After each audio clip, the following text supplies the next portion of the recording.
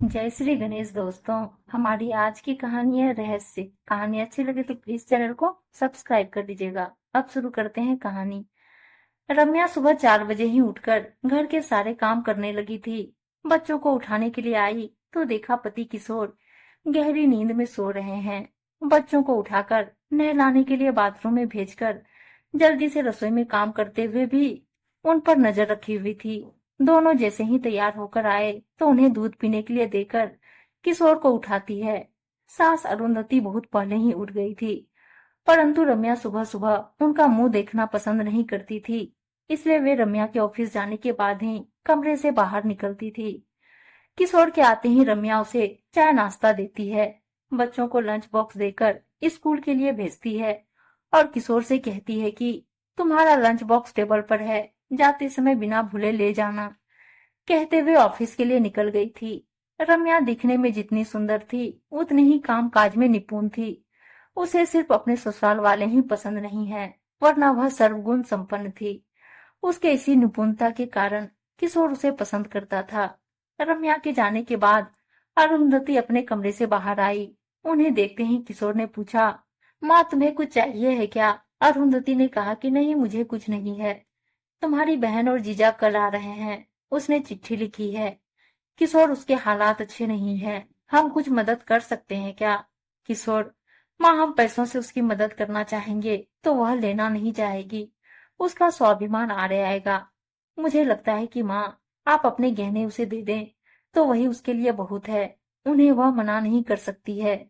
किशोर तुम्हें तो मालूम ही है ना, अपने घर की सारी बातें, तो मैं इसमें क्या कर सकती हूँ। किशोर सोचने लगा कि सही तो है, गहने तो माँ के हैं, वह भी उनके मायके से मिले हुए हैं। फिर भी रम्या उन पर डोरे डालकर बैठी हुई है, कहती है मैं इन गहनों को किसी को भी नहीं दूंगी। किशोर ने कहा कि ठीक है माँ, मुझे देर हो रही है, मैं निकलता हूँ, फिर हम बात करेंगे। कहते हुए वह घर से निकल गया था। अरुंधति हर रोज सबके जाने के बाद नहा धोकर पूजा अर्चना करके अपने लिए चाय बनाकर फिर नाश्ता करती है। इस बीच काम वाली बाई लक्ष्मी आती है और पूरे घर का काम करके चली जाती है। उस दिन लक्ष्मी देर से आई थी और उसके हाथों में एक बहुत बड़ा डिब्बा था। अरुंधति के पूछने पर कि यह क्या है, तो उसने कहा कि बाहर केरोसिन नहीं मिल रहा है, बड़ी मुश्किल से मैं 5 लीटर लाई हूँ। हमारे घर में रखूंगी तो आस पड़ोस के लोग मांगने के लिए आ जाते हैं और मैं उन्हें मना भी नहीं कर सकती हूँ। इसलिए मैं सोच रही थी कि यह डिब्बा आपके घर में रखूंगी, थोड़े दिन बाद ले जाऊंगी। कहते हुए अरुंधति के कमरे में रख देती है, यह कहकर कि आपके कमरे में तो कोई आता भी नहीं है। उसके काम खत्म होते होते 1 बज गया और वह चली गई। उसके जाने के बाद अरुंधति दोपहर को 1 डेढ़ बजे तक खाना खाकर थोड़ी देर टीवी देखते हुए अपना समय गुजारती है। जब पति थे तब अरुंधति ही सारे घर के काम कर लिया करती थी। उन्हें टीवी देखने के लिए क्या, सांस लेने की भी फुर्सत नहीं मिलती थी। रम्या को कोई भी काम करने नहीं देती थी। बच्चों को तैयार करने से लेकर नाश्ता बनाना, लंच बॉक्स तैयार करना, सारे काम अरुंधति ही करती थी। जब से पति गुजर गए तब से रम्या उन्हें सुबह बाहर आने नहीं देती थी कि वह विधवा है और सुबह उनका चेहरा देखना पाप है। किशोर सोचता था कितनी पढ़ी लिखी होकर भी यह क्या सेंटीमेंट है कि माँ का चेहरा सुबह उठते ही नहीं देखना है। आज ऑफिस से आते समय ही रम्या का मूड अच्छा नहीं था, इसलिए घर में शांति बनी हुई थी। उसने सबको 8 बजे तक खाने के लिए बुलाया तो सब चुपचाप टेबल पर बैठ गए और बिना कुछ बोले खाना खा लिया था, क्योंकि सब रम्या के गुस्से से वाकिफ थे। कमरे में जाते ही वह किशोर पर बरस पड़ी थी कि अभी तुम्हारी बहन क्यों आ रही है, उनकी हालत कितनी भी बुरी क्यों ना हो, मैं कह देती हूँ कि मैं गहने उन्हें नहीं दूंगी। किशोर कुछ कहता इसके पहले ही चद्दर तान कर सो गई थी। दूसरे दिन सुबह उसने सारे काम किए। ननद नर्मदा और उसके पति को आया देखकर हेलो हाय कहकर यह कहते हुए निकल गई थी कि ऑफिस में बहुत सारा काम है। उसने ऑफिस में अभी कदम रखा ही था कि रागिनी दौड़ते हुए आई और कहने लगी थी कि रम्या, बहुत बुरी खबर है, तेरी सहेली मीना को उसके ससुराल वालों ने कल रात केरोसिन डालकर जला दिया है। रम्या चकित रह गई थी, क्योंकि मीना बहुत ही अच्छी लड़की थी, उसके मुंह में जुबान ही नहीं थी। वह सोचने लगी थी कि ससुराल वालों ने इतनी अच्छी बहू का यह हाल किया है, तो मेरी जैसी मुंहफट बहू का क्या हाल होता होगा। मेरे ससुराल वाले तो बहुत ही अच्छे हैं। सास तो सास, मेरे पति भी मुझे कुछ नहीं कहते हैं। मैं ही हूँ जो उनको बहुत सताती है। सोचने वाली बात तो यह है कि सास के मायके से आए हुए गहनों को भी मैंने हथिया लिया है। इस बार तो बेचारी ननद को पैसों की तंगी है और उसे हमारी मदद की जरूरत है। मैंने उसके माँ के गहने उसे देने के लिए मना कर दिया था। मैं उन गहनों को उन्हें दे दूं तो शायद वह मुसीबत से बाहर निकल आएगी। अचानक उसे लगा, यह क्या, मैं क्या सोचने लगी हूँ। मैं गहने क्यों दूं? मेरे भी बच्चे हैं। कब से सोच रही थी कि इन पुराने गहनों को बेचकर नए बनवा लूंगी तो मेरी बेटी के भी काम आ जाएंगे। विचारों का सिलसिला है कि खत्म नहीं हो रहा था, जिससे मेरे सर में दर्द होने लगा था। तो हाफ डे की छुट्टी लेकर ऑटो में घर के लिए निकल गई थी। घर के बाहर किशोर का स्कूटर खड़ा हुआ था। किशोर अभी ही आ गया है, सोचते हुए अंदर गई तो घर में कोई दिखाई नहीं दे रहा था।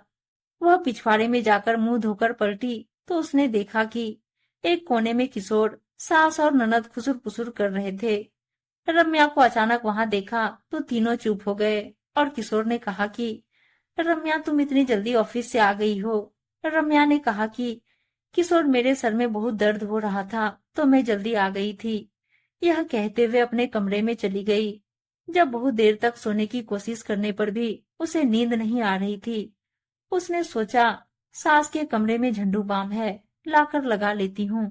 वह सास के कमरे में गई। वहां जाकर झंडू बाम हाथ में लेकर पलटती है तो उसे बड़ा सा किरोसिन का डिब्बा दिखाई देता है, जिसे देखते ही उसके हाथ पैर कांपने लगे और डरकर वह वहीं फर्श पर गिर गई थी। किशोर ने कमरे में कुछ गिरने की आवाज को सुनकर भागकर कमरे में आता है। रम्या को वहां जमीन पर गिरा हुआ देखकर उसे उठाकर अपने कमरे में ले जाकर सुलाता है। रम्या, क्या हो गया, उठो। उसने देखा कि उसका शरीर बुखार में तप रहा था। थर्मामीटर से टेम्परेचर देखा तो उसे 100 से भी अधिक बुखार था। बुखार में तपते हुए वह अपने आप में बड़बड़ा रही थी कि प्लीज मुझे मत मारो, मेरे बच्चे अनाथ हो जाएंगे। मैं आप लोगों की सारी बातों को सुनूंगी। माँ जी, आपके गहने आपको दे दूंगी। किशोर ने जल्दी से डॉक्टर को बुलाया।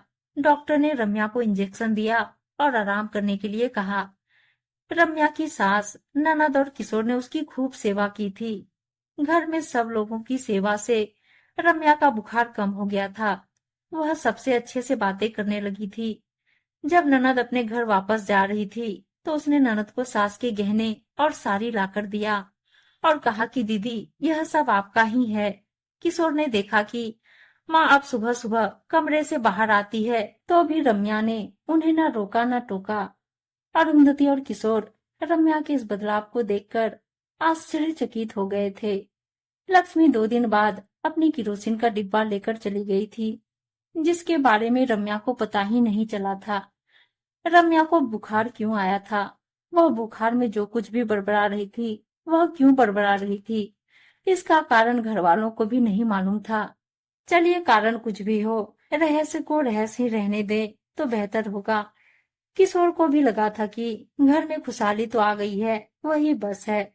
उम्मीद है दोस्तों कहानी अच्छी लगी होगी और अच्छी अच्छी कहानियां सुनने के लिए चैनल को सब्सक्राइब और वीडियो को लाइक शेयर जरूर कर दीजिएगा। धन्यवाद दोस्तों।